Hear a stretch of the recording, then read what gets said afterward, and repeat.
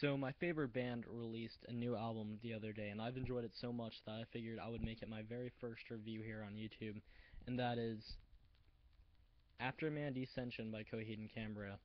Now, in the 2 days that it's been out, I have listened to this album at least 15 to 20 times, and I'm sad to say that that's all. I'd be listening to it again right now, but I thought that beforehand I would share my opinion with you guys on it.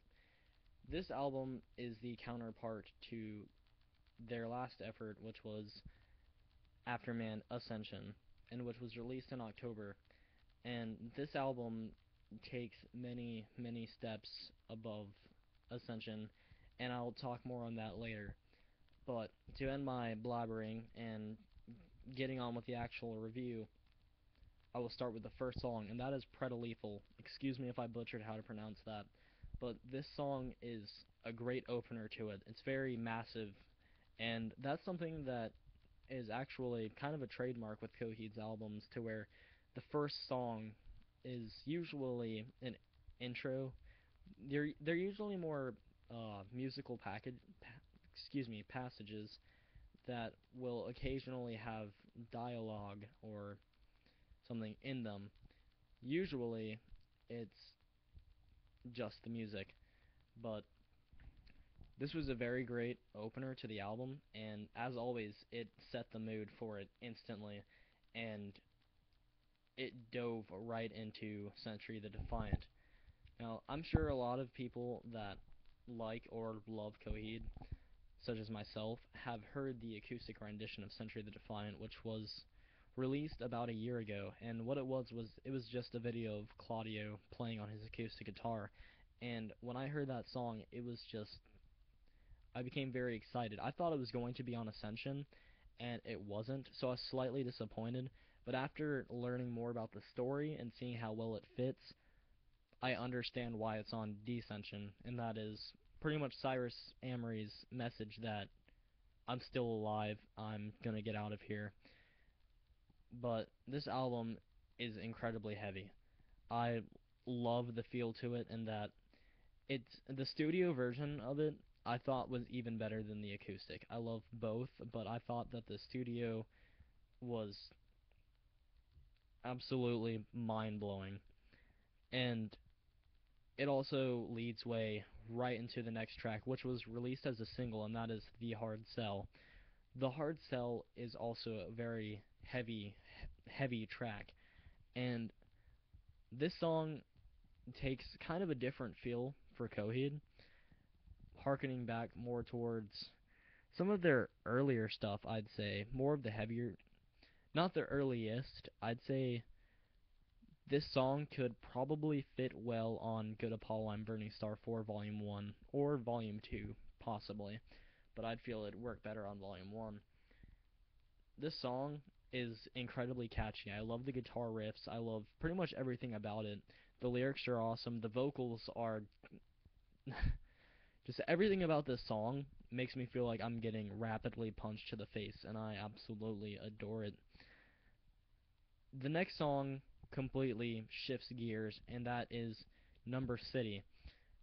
This song has more of an indie or pop rock kind of feel to it.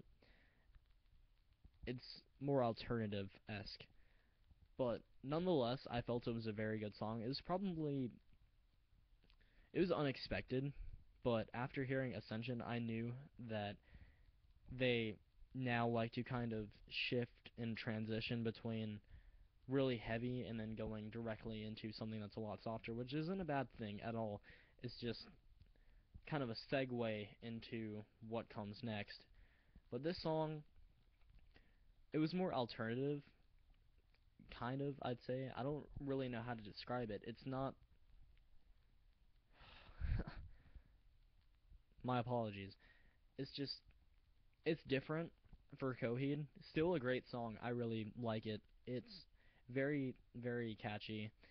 And though it's not one of my favorites, I felt that this was a very good song, and something that Coheed fans will probably be very surprised with, because I know I was. But the song after, which is called Gravity's Union, just completely goes right back into that heavier feel. This song, it kind of shows more of how this album is somewhat ballady, in a sense that it more, to my understanding, revolves around Cyrus Amory trying to rebuild his relationship with his wife. And this song is probably the only actually heavy one that goes in with that. But this song was also very catchy. Most of this album will be incredibly catchy. But this song was heavier, and though not as complex as, say, Century of the Defiant or The Hard Sell, which they're not incredibly complex songs, but this one, it was a step down. I'd say it wasn't as heavy, but compared to what comes after that, this is the last actually heavy track. And this song isn't something I'd play a million times in a row, but I feel that it's still a very good song. I prefer it over Number City. And like I said, this is the last heavy song on the album, so the rest of it's more soft or ballady. And the next song is definitely my least favorite on the album, and that is Away We Go.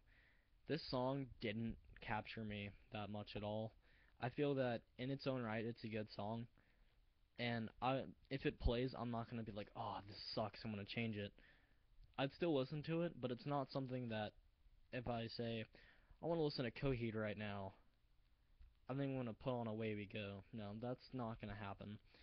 But like I said, in its own right, it's a good song. I'm sure that there are people who would enjoy it more than I do, but me personally, this is one of the filler tracks, which filler tracks seem to be more present with the Afterman double CD set, with Ascension songs such as Good Night, Fair Lady and Hollywood the Cracked. I felt those were both more filler-ish tracks, but the song after is Iron Fist. Now, I had listened to the live version of this on YouTube many times, where it was just Claudio and Travis sitting down playing some acoustic guitars, and of course Claudio singing, and I loved that. I felt it was very, very good. It kind of had a sad feel to it, but I enjoyed that, especially compared to the album version, which harkens back to Number City with its more pop, indie, alternative kind of feel, where it's a step into something different. But this song was, I think it would have been better if they had just recorded themselves playing the acoustic guitars and putting that on here rather than what is actually on the album. But those are, in my opinion, the only two filler tracks. And the next song was also released as a single, and that is The Dark Side of Me. This is a really, really, really ballady track. And at first I was like, it's alright, but the more I listen to it, the more it grew on me, to where I heavily enjoy it now. Still, not my favorite on the album, but a very good track. It's very soft, and kind of, it does what, it's, for this album, it's more of that kind of softer yet somewhat heavy tracks, such as, say, Blood Red Summer, or The Suffering, etc. Or I think that this would fit really well in, if you were to make some kind of playlist with soft poppy-ish songs by Coheed, it fit really well with Feathers. And of course Feathers is a great song as well, but it's not it's not too heavy, but it's not too soft either, to the point where it's it's nothing like Number City or Iron Fist.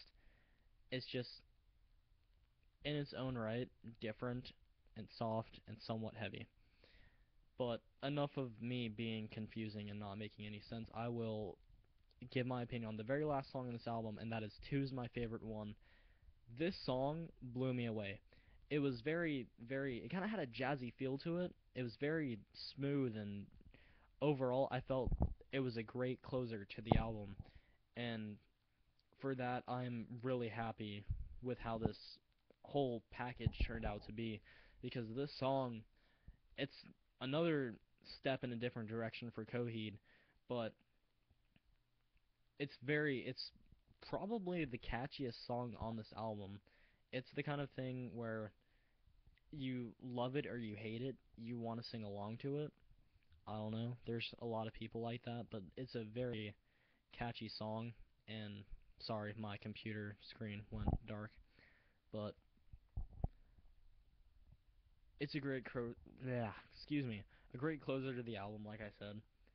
And I enjoy this track. I love the lyrics, even though they're not anything too spectacular. I love them because they are more simple, but with how it progresses or ends the story, sorry, they fit really well.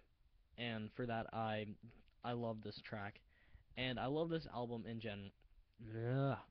Excuse me. I love this album in general. For me, it gets a 4 out of 5.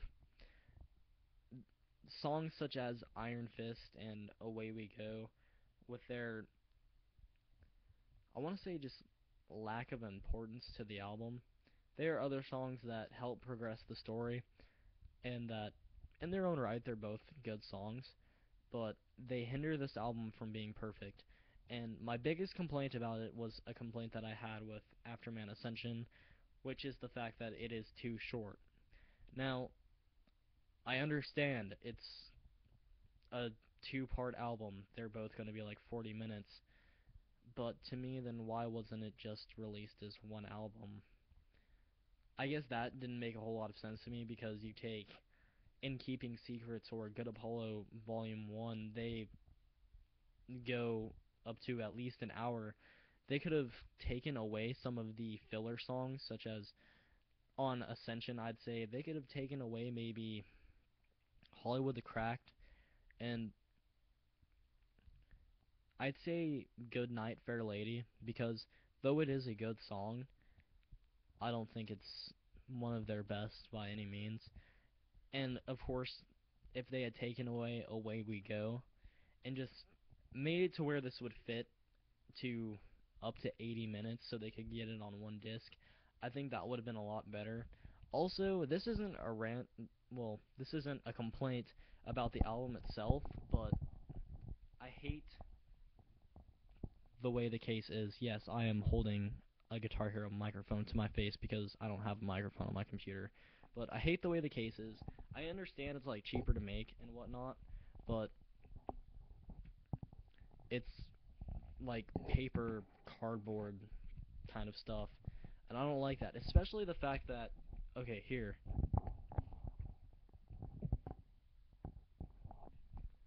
what is keeping the disc in?